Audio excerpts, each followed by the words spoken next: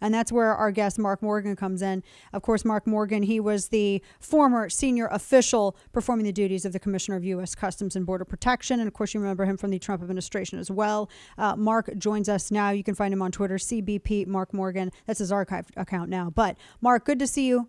So thank you so much for your time. What does that mean? What's accelerated removal?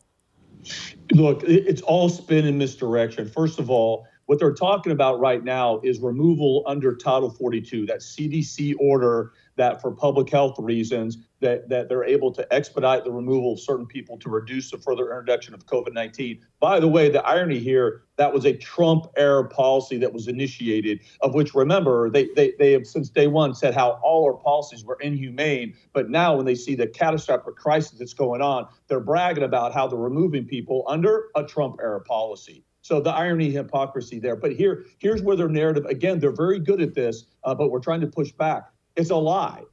They're not removing the majority of people right now. The majority of people that have come across under that bridge are unaccompanied minors and families. Only about 25% are single adults. That is who they're focused on removing, is that 25% single adults under Title 42. Unaccompanied minors, they're releasing, and the majority, what I'm being told, just like always along the southwest border, the majority of families are being released, just like it was last month, where they released 85% of families, although they tried to tell people we're still removing people. Spin, misdirection. And look, real quick, Dan, the current chief of Border Patrol, Raul Ortiz, look, he's better than this. He is turning quickly into a politician and to the DHS secretary's pundit, because he should be more honest with the American people and actually talk about specific numbers that they're removing and specific numbers that have been released in the United States. He failed to do that. Yeah, we're talking with Mark Morgan, who Border Patrol Chief, former Border Patrol Chief, and about all of these, I mean, thousands and thousands. I think at one morning they had,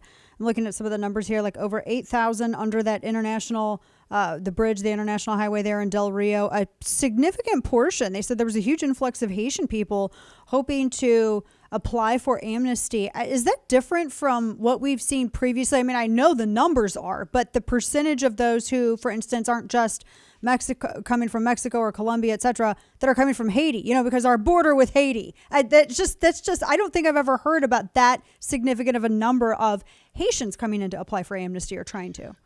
Yeah, so Dave, this is a very good question, and this is a misunderstanding of American people. First of all, the Border Patrol this fiscal year have apprehended aliens from 148 different countries, wow, including Haitians on a regular basis. That's why we call this as a national security threat. This isn't about Central America or Mexico, and they do apprehend Haitians on a regular basis, but of course not to this degree. But what happened is this administration, again, their policies, because the smugglers pay attention, they gave TPS, temporary protected status, to Haitians already in the country. Well, the smugglers used that to kind of exploit the Haitians that were already in like Chile, Brazil, and said, hey, now's the time. If you get to the U.S. border, they're going to give you temporary legal status. And so that's what really drove this, is that announcement by the administration. But Danny, here's something else that we don't talk enough about, is the cause and effect. Mm-hmm. When you have actually the count was almost 15,000 under that bridge.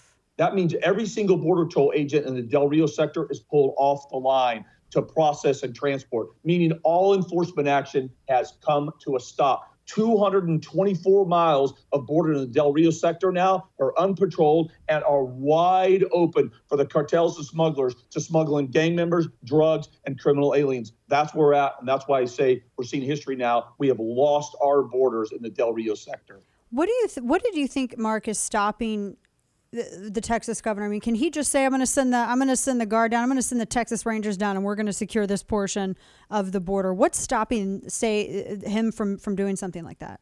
So that's a great question. I get that all the time. I appreciate that. It's the law. So a state or local municipality, they cannot enforce federal immigration law. They cannot arrest somebody for illegally entering the United States. Only the federal government can do that. They cannot remove an illegal alien that's broken into our country. Only the federal government can do that. Now, they can do other stuff like this governor in Governor Texas is doing. Governor Abbott is, he's declared a state of emergency. So he's taken a Class A misdemeanor of trespassing, for example. from a Class C to a Class A, so he can give them up to 180s of jail time, some consequences to try to stem the flow. But their hands are tied. And he can do other things like building the wall like he's trying to do. Yeah, wow, that's a tough spot. And of course, he would immediately get sued. I just remember talking with Mark Morgan, former border chief.